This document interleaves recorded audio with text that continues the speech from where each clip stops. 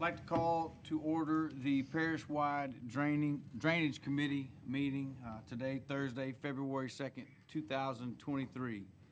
Roll call, please, Madam Secretary. Yes, sir. Mr. Barchi? Here. Mr. Burley? Here. Mr. Hayes? Here. Mr. Landry? Mr. Markentile? Here. Mr. Richard? Here. And Chairman Bears. Here, thank you. You're welcome. Item number 1, receive report from the staff regarding the Regional Watershed Planning and Strategic Analysis Initiative. Mr. Freelow. Thank you, Mr. Chairman.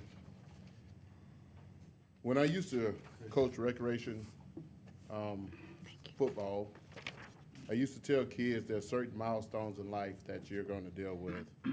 When you're young, you want to grow up so fast. When you get in high school, you want to graduate. When we get older, you just want to retire. This project has been going on for the last 5 years, and we're at the point where this is a milestone for this parish. The purpose of this meeting today is to go in and give you an update on the watershed management plan. But first, I'd like to thank the police jury, one, for their initiative in developing some guiding principles for watershed management, and also giving me the opportunity to receive a report and to manage a project like this. As a young engineer, you dream of these projects, to seeing the monumental things, and this is something that will be able to help our community for a long time. Tonight's meeting, after the end of this presentation, there's really no expectation, no action is going to be needed by the jury, but to receive a report. This is something we've been looking at for a while, and it's coming to fruition. And I'd like to introduce John Hornsby with C.H. Fenstermaker to actually give you the report.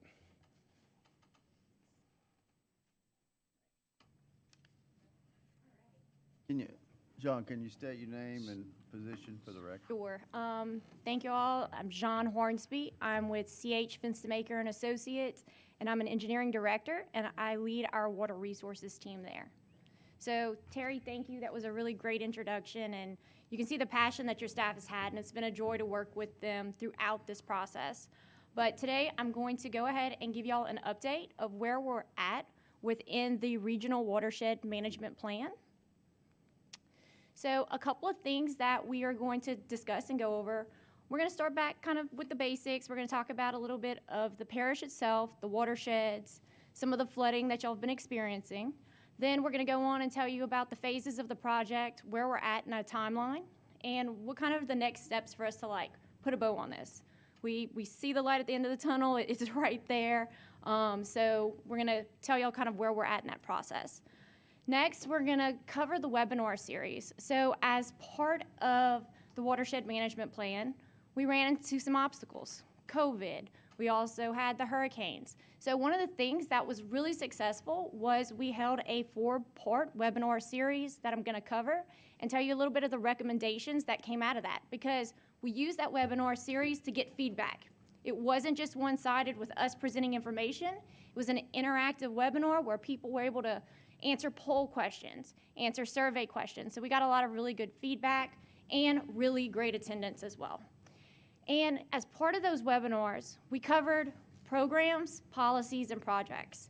And so I'm going to go over these, some of those recommendations, and then finally we're going to summarize where we're at in the next steps.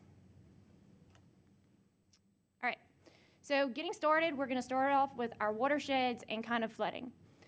As Terry mentioned, y'all started off from a great point. Y'all had in 2015 identified your goals and objectives and set aside that guiding principle. This was really the framework from where we started and built upon the watershed management plan. Y'all had identified key goals, like protecting the people that currently live here, but also wanting people to come to the parish and do that in a safe manner. You also wanted to set aside your resources and ensure that the water that we have is protected. So there were a lot of really great things that came out from the goals and objectives that were set aside. And like I said, this became our framework. So your watersheds. Within the parish, you're going to hear this terminology, watersheds, and what it is, it's just the area in which water flows to a common stream and to an outlet. Within the parish, y'all have 12 watersheds. Those are shown here on the PowerPoint. What's interesting is all of these watersheds, although within the parish, they all have their own characteristics. Their topography is different. They have different land uses. Some are heavily populated, like the Lake Charles watershed. Some are very forested, like Houston River. So they all, although are in the parish, they all drain, but they drain a little differently. And I'm telling you that because it's important as we start talking about projects and policies and programs, but particularly projects. A project that may work very well in one of these watersheds may not have the same advantage in another. Similarly, policy. Sometimes a policy in one watershed may need to be tweaked a little bit in comparison to another, especially if we're talking about a coastal zone versus our more inland areas. So all of those things need to be taken into account when we talk about the watersheds themselves. What I've done here is I've overlaid your districts. And I want y'all just to see this because also not all of y'all districts are just one watershed. A lot of them overlap, and you'll hear me say throughout the PowerPoint, especially when we talk about policy, that water doesn't see any political boundaries. It doesn't really even see the watershed boundaries because in major floods, those watersheds actually interact with each other. And we've seen that with recent events and recent hurricanes. A big component of this watershed plan has been to create a toolkit.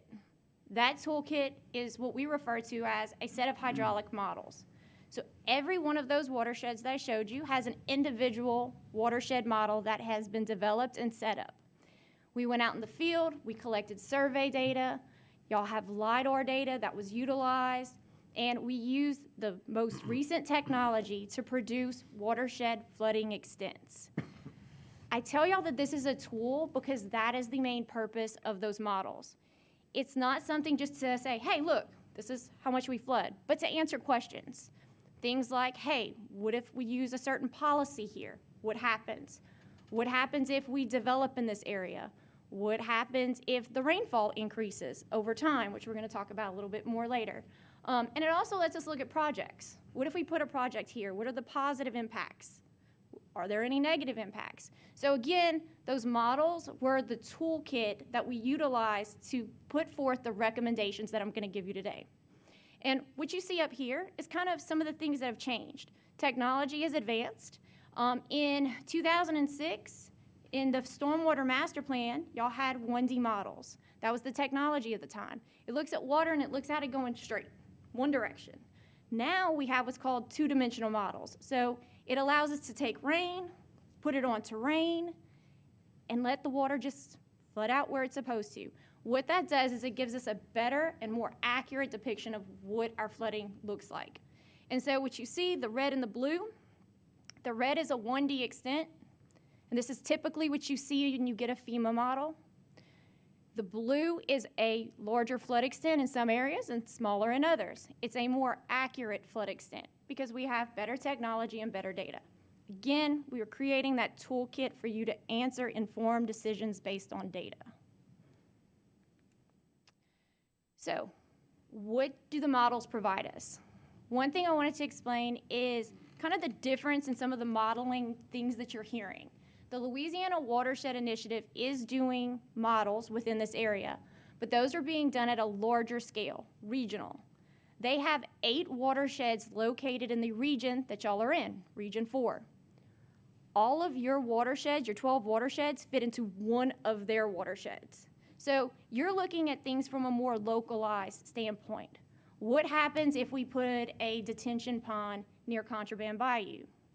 What happens if we widen a channel on Cayuchi Coulee? The models are set up to answer those types of questions for y'all. The Louisiana watershed models are being set up to answer questions like, hey, what if there's a control structure on the Calcasieu River? They're looking at things like that. So it's just a different tool to answer the different question. The models we're providing y'all also can be broken out even to smaller watersheds, and those can help us look at even more localized things, like, hey, what if we put a detention pond in a particular neighborhood? So that can also be done. For this master plan, though, as part of this regional watershed plan, we wanted to look at regional projects within your 12 watersheds. So just think of that. They're a little bit larger. They're smaller scale than LWI, but a little bit bigger than the detention pond that you might have in your neighborhood, okay? All right, project phasing and timeline. So the project has gone through multiple phases. We started off with the planning piece. We collected data. I've covered the part where we've set up those models. Then what we've also done is we have been, in the last year, screening projects. Those models have been utilized to screen over 40 projects. So we're going to cover that in a little bit. Currently, we're presenting to y'all today the recommendations that we're putting forth, and then we're going to collect feedback, and then we'll be presenting back to y'all in June with the final master plan. So now we're going to talk about those webinars. Each of y'all has a brochure or a little flyer in front of y'all. So this kind of gives you a little bit more detail of what was covered in those webinars, and I'm going to talk about some of that here, and it'll kind of tie you back to some of those pieces, but this is kind of a good reference point for y'all.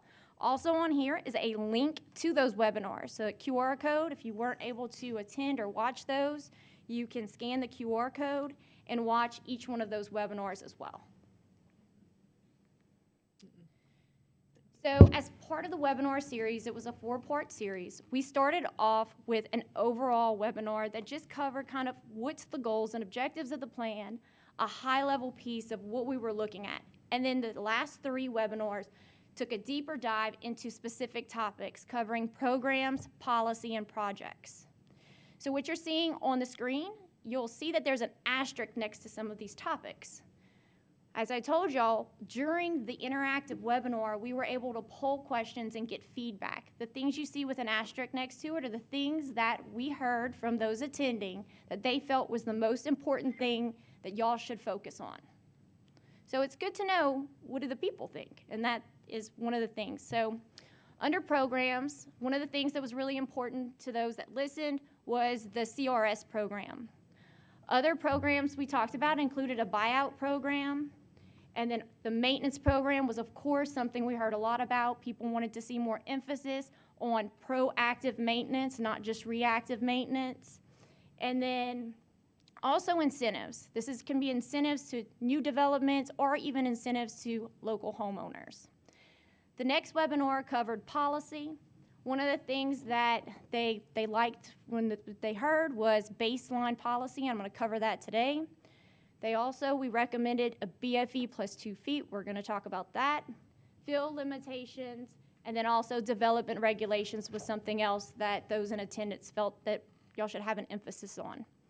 And then lastly, we did one of the webinars covering the projects and some of the results we were seeing. And on that, we talked about pump stations, the good and the bad. They're expensive, but they do help, especially in certain areas. We talked about regional detention, even channel improvements, and the thought that, look, channel improvements are great, but sometimes they move water faster, and they move water onto other people. So all of those things were discussed during those webinars. So we'll move forward onto programs. So before going too deep into the program section, I wanted to give y'all a little update. FEMA has changed the way your flood insurance is calculated. They are calling this risk rating 2.0. As part of this, they are now looking at not just, hey, are you in the flood zone or are you out of the flood zone, but they're looking at a couple of different things to make that determination of how much a person may pay in flood insurance. This is a federal change. It's nothing we can do to change this. It is coming, and people have already started to see these increases in their flood insurance premiums. Way they're being calculated now, like I said, it's not based on a map if you're in or out. It's based on things of how close are you to a coastal zone? How close are you to a major river or stream? Other important things are how high your house is in comparison to flood elevations, but there's an especially and a big part of what type of foundation you have, and I'm going to talk about that in a little bit. So these are all things that help FEMA calculate what someone's flood insurance premium is going to be. So with these higher premiums, programs, and the purpose of a program is to look at things that can incentivize people or help them. One such in that we heard a good favorable things on the webinar was the community rating system, also known as the CRS program. The CRS program is implemented by FEMA as a way of saying, hey, you as a community are going above and beyond our base standards, so we want to reward that community. And the neat thing is that this program doesn't reward the government. The reward is passed down to the constituents. So the more we do, the more that y'all do, the lower someone's premium rates can be. So the more you do, you get points. The more points you have, lowers your classification. The lower the classification, the higher the premium discount. So right now, Calcasieu Parish is currently an 8, and the only other municipality within your parish participating is the city of Lake Charles. Between just Calcasieu Parish and the city of Lake Charles, y'all are currently seeing approximately $800,000 in credit to homeowners a year. If we can get the parish, which I'm telling you, y'all have everything you need to get to a 7, and if the other municipalities piggyback some of the stuff that y'all are doing and they're all a 7, the discounted rates that those homeowners are going to see is close to $2.2 million annually. So that money just circulates right back into your community. So it's really a great program. Some of the things that you can focus on to lower your score include regulations. That's a big one. They want to make sure that you have stuff in place. So if you're BFE +1, you get a little bit of extra points. If you're BFE +2, you get more points. If you have fill limitation, you get more points. Another big one is areas that are preserved. So if you say, hey, look, we're not building on that area, it's recreation. If you have land that can get set aside to be part of the floodplain or have it in your regulations, those are big point grabbers because they like to see that that land is no longer going to be in development. So all of these things kind of can tie together to help increase your CRS rating. Another thing that you'll get CRS rating for is this plan. So you'll get points for that, and you can also get points for remapping. So what FEMA is doing, like I said, those maps used to be how much somebody would pay in their flood insurance. That's going away. The maps are now being used more to say, hey, which areas do we need to have certain regulations for? So having new maps is a good thing. And some of the benefits behind that is, yes, you get CRS ratings, but there are other things. So one big one is that FEMA has more assistance for people that live in a designated FEMA flood zone. So when like Jennifer Cobian's trying to work with homeowners who have flooded multiple times, it's much easier to help the homeowner who is in an identified FEMA flood zone. So that's a big perk to that program. And then also after a disaster, FEMA gives more money to communities who have better identified flood zones. Another thing is, hey, y'all have the information. It's so much easier to go to FEMA and say, hey, here is our flood zones, rather than FEMA coming to y'all and saying, hey, here's the flood zones that somebody in Colorado calculated for y'all. So they're more accurate. You're controlling that situation. So another program that we heard a lot about was maintenance. So just a couple of stats. Y'all have to maintain over 1,800 miles of channel, over 200 structures, that's bridges and culverts along those main channels. And the total mileage that y'all have to maintain in roadside ditches just within the parish is equivalent to the length of the Mississippi River. So there's a lot of things out there that need to be maintained. And one of the things that we discussed as the webinar is proactive and preventative maintenance. So not being reactive, but looking at things from a proactive basis. This is an example of an inspection plan. So, and one of the things is that it's important to note that in this example, different things are inspected during different intervals. Some of those may need to be increased. Some of them, some channels, have very natural cleansing, and they do it themselves. Well, it might be identified that that one can go be inspected every 2 years. But you'll see big things are inspection of culverts that get blocked, identifying those key pinch points, and then also even your roadside ditch maintenance. So having this in place and having a part of that plan that has when things need to be done, get you CRS points. It also ties back to keeping a system clean that's able to drain properly. So that inspection can be quite cumbersome, especially I just told you that huge inventory. One of the key things I'll tell you is that technology is on our side here. The use of drones is now being used to inspect a lot of channels. What used to take someone, a lot of municipalities say they can cover about 2 miles of walking a channel for inspection. Now with drone technology, they can do about 6 to 8 miles a day. So that's really efficient. The other thing is it's safer. The drones can get places that people can't walk or get to. And so we're able to identify those blockages, report them back, and get them assessed and taken care of quite more frequently. And it allows us to meet that inspection maintenance plan. So something just to think about. Another program was the local buyout program. Jennifer presented this as part of the webinar and did a great job. So there's always the homes that I tell people there's not a project that we can put down that will fix their situation.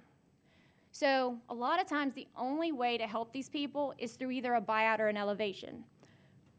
If they're not in the FEMA flood zone, they don't have the ability to be pushed to the top of the list. Also, sometimes people can't afford the matches. States are going now in parishes to local buyout programs. It's a set aside of money following similar rules to what FEMA has, but it has the ability to move people that need the help maybe a little quicker. It also has the flexibility to do other things with the property that's obtained.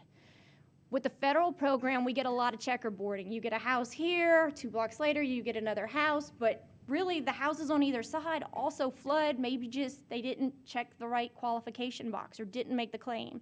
So we can buy out groups of homes. Those homes where they were, those areas can either be turned into detention or retention areas. Another thing is where those homes were at, those properties on a local buyout program can be put back in commerce. Because sometimes they're not a bad place to build. We just didn't build properly maybe 30 years ago, 50 years ago. So that's another thing about a local buyout program. It can help put valuable property back into commerce.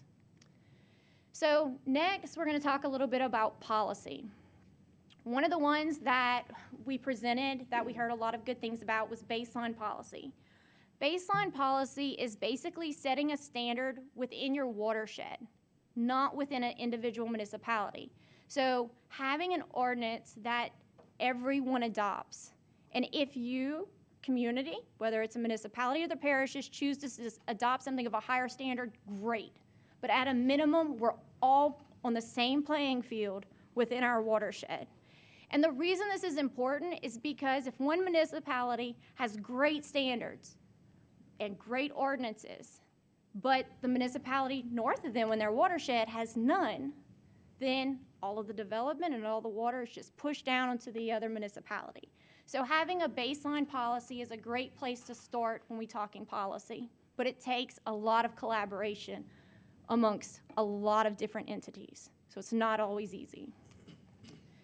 So some of those baseline ordinances that are important, they include green space, development regulations. By development regulations, we're talking about pre-post analysis. Other things like their detention and how big those ponds need to be. Some other pieces are rainfall, fill, and also base flood elevation. And we're going to talk about those last three in a bit. So the first one I'm going to cover is design rainfall.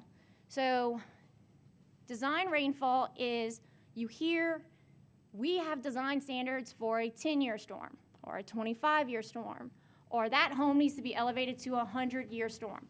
That storm represents the amount of rainfall over a given amount of time. So when we say the 100-year storm, your current ordinance calculates that based on the DOTD standards. And so for this area, it's 12.6 inches over a 24-hour period. The DOTD standard, though, was calculated in 1975. Now we have better data. NOAA has done what they call Atlas 14. So it has recently increased that value for the 100-year storm to 14.6. It is available data. It is also what your models are based on. We did utilize that information. But even that data from Atlas 14 was taken only up to 2010. I'm pretty sure most of y'all will agree that since 2010, we have seen changes in our hydrology and how much rainfall we're actually getting. More frequent, more intense. These short duration storms are dropping a lot of water on us really quickly. Texas has already updated theirs all the way through 2020, and theirs went up nearly 35%. So if we take that same estimate and apply it to Lake Charles, that new number is pushing on 20 inches rather than the 12 that you're using today for designs for development. So recommendation, you utilize the best available data, which is the NOAA Atlas information, and put it into your ordinance that whatever NOAA Atlas has as the latest and greatest is that you want your developers to use when designing their developments. The next policy we're going to talk about is FREEBOARD. So FREEBOARD is how high a home has to build above the base flood elevation, or the determined estimated 100-year elevation of a storm. Currently, y'all have a really good ordinance. It is +1 foot, not only above the BFE, but it looks at the center line of the road in front of you. It looks at a lot of different things. In fact, it's one that the Louisiana Floodplain Managers Association encourages other communities to replicate. But the question I ask is it enough right now? The homes that we're building, we want to ensure that they're safe not just now, but they're safe from flooding into the future. We don't know what the future has, but we have a lot of data that has been done through things like the Coastal Master Plan. We just talked about increases in rainfall. We've got things that are changing. So what we utilize those models, that toolkit that we created for us, we looked at some what-if situations. What you see here on the screen is Contraband Bayou. The green area represents the flooding extents today. The yellow and the red look at low and high future conditions. So one of the things we say is, hey, if we're building that house today and it could possibly be in that flood zone in the future, let's talk about that. Let's consider that. Should we be protecting those homes that we're building now so that they're not flooding into the future?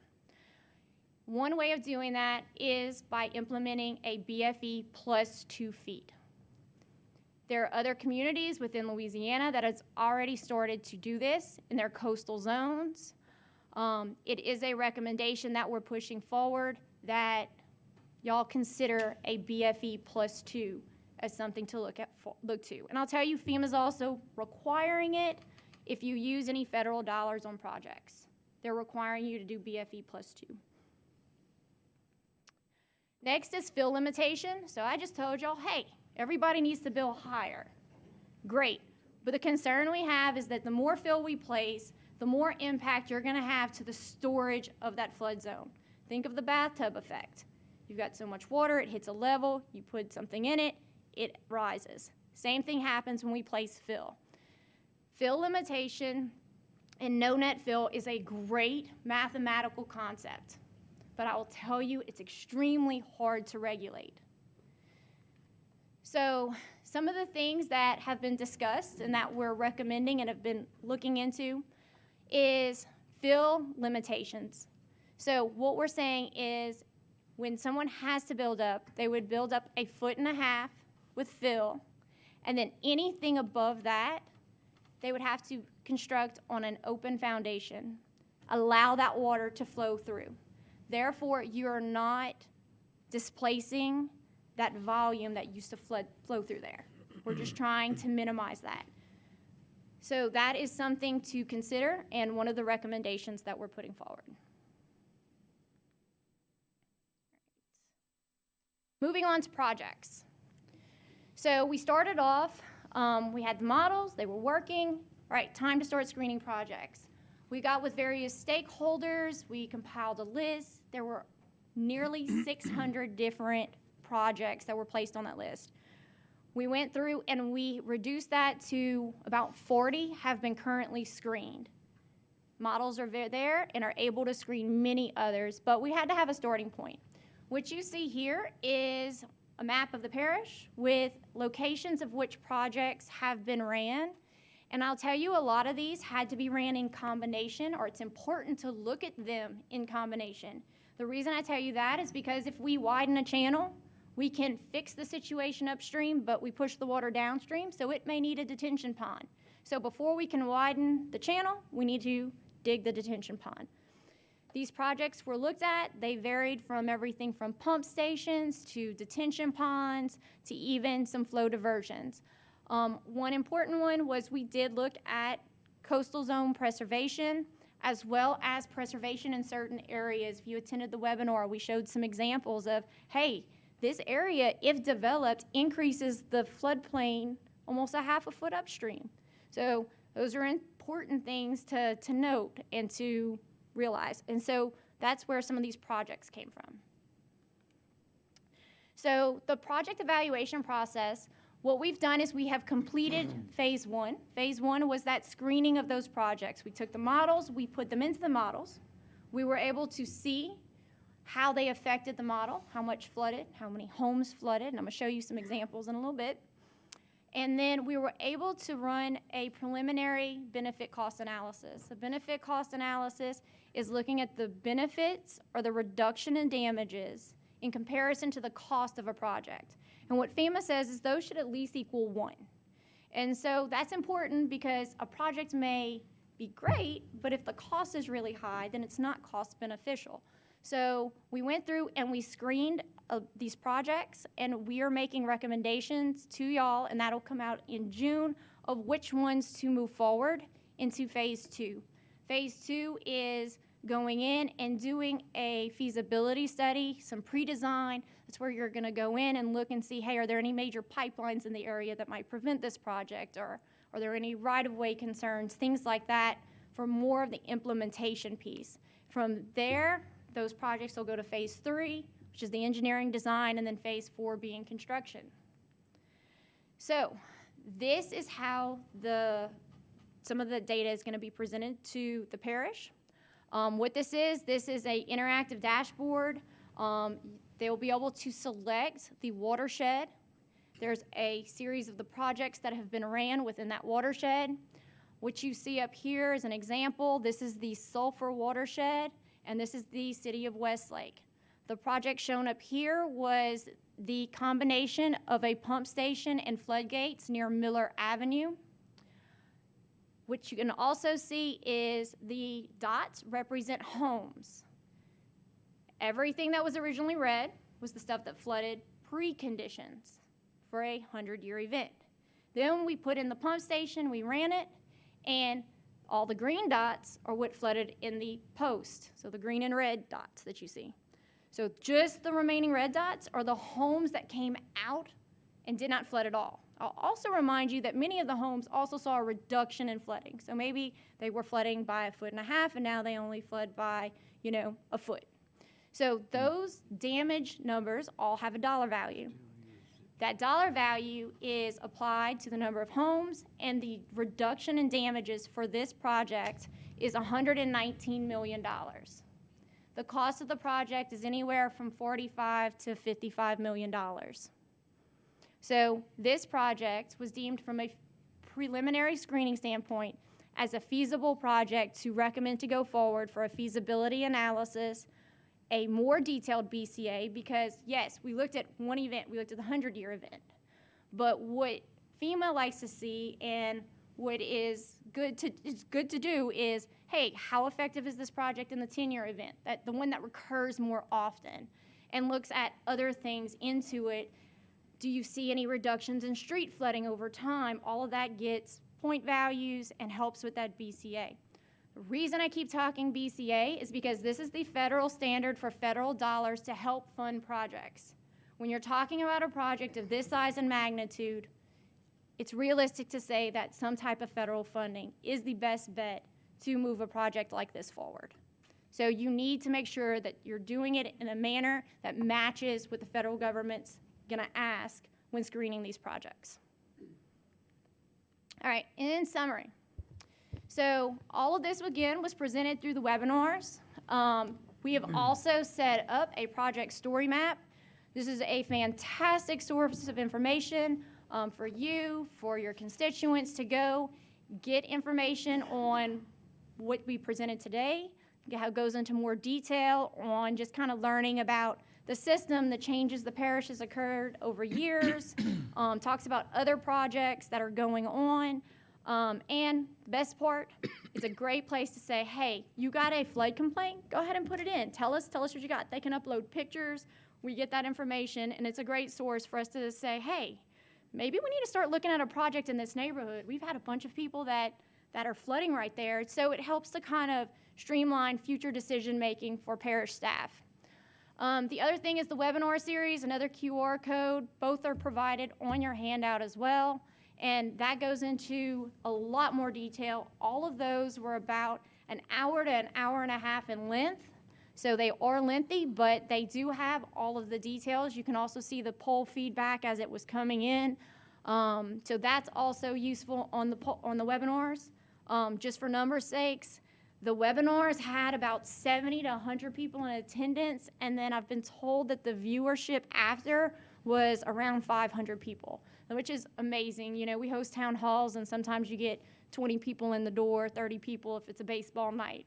So the participation and interaction was really good.